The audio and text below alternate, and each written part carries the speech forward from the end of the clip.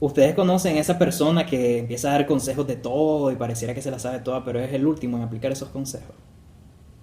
¿Qué onda? Bueno, siguiendo con estos videos de los consejos, en esta ocasión voy a hablarles sobre 5 técnicas de estudio que a mi parecer y basadas en la evidencia son muy útiles para estudiantes de medicina, aunque creo que cualquier estudiante puede aplicarlas. Es importante destacar que estas técnicas pueden servirle a uno y no a otros. ¿Por qué? Porque aprendemos de distintas maneras. Algunos aprendemos mejor leyendo, otros escuchando, otros con video. El punto del video es que encuentren una o varias técnicas que se puedan adecuar a ustedes y que las puedan poner en práctica para estudiar mejor. Ahora, por si les adelanto, este video no es una guía para evitar la procrastinación o de cómo organizarse o de cómo enfocarse a la hora de estudiar. Me siento robado. Es importante que tengan todos esos factores controlados a la hora de estudiar si quieren que estas técnicas tengan resultados. Primera técnica, la repetición espaciada. Esta técnica va un poco enfocado a esta cuestión de la memoria. Muchas veces cuando nosotros queremos estudiar para un tema o para un examen, nosotros leemos, nos abarrotamos de información hasta que se nos pegue y en muchos casos realmente la técnica llega a funcionar.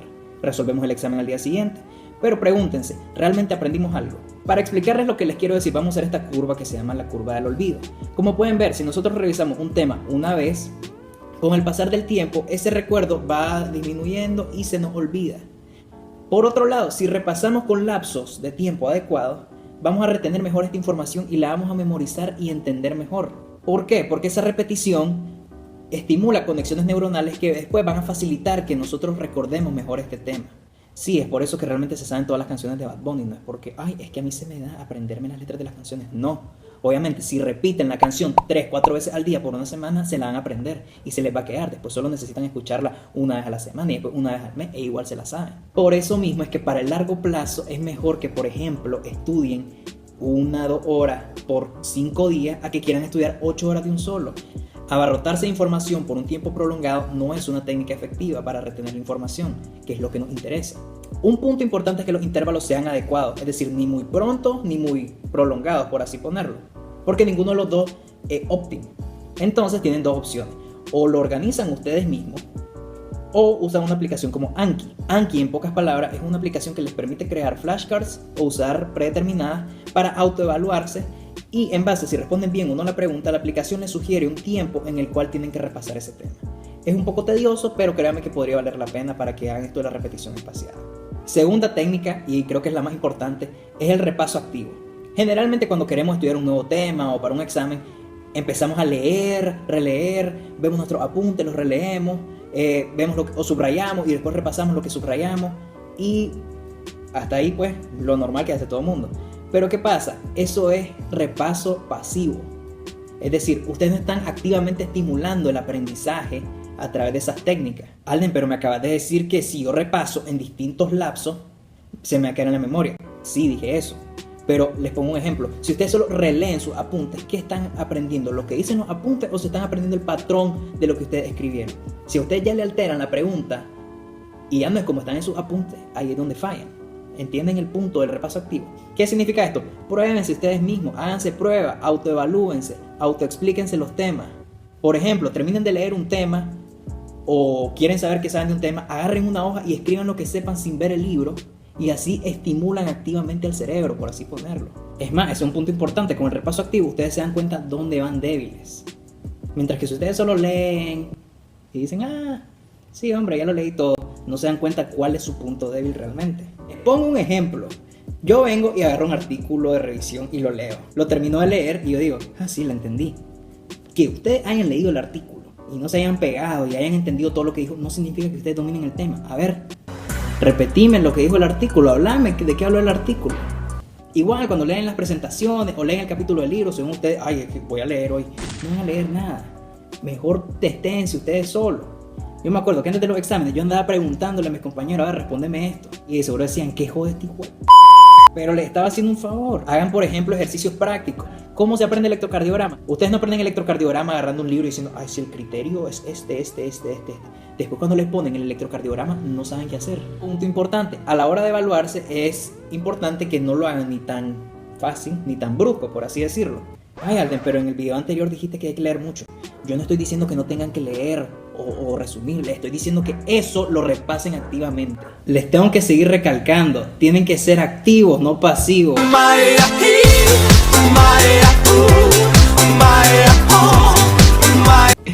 Técnica o consejo número 3, comprensión.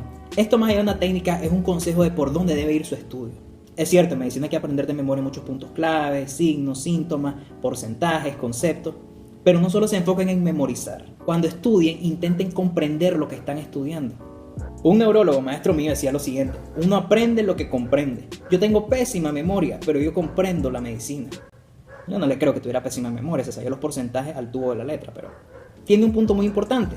Hay que tener método a la hora de estudiar para comprender las cosas. Si quieren, apréndanse 10 signos y síntomas, pero ahí se les van a terminar enredando. Mientras que si, por ejemplo, se aprenden la fisiopatología de una enfermedad, ustedes van a entender por qué ocurren los signos y síntomas. Si ustedes entienden cuál es el mecanismo de un fármaco, van a entender para qué se usa. Y por eso es que les digo, si ustedes tienen las bases, van a entender las enfermedades. El problema es que muchas veces queremos hablar de enfermedades sin comprenderlas. Y el problema es solo memorizar y no comprender. Entonces, estos 3 primeros consejos que les di los pueden integrar como uno solo.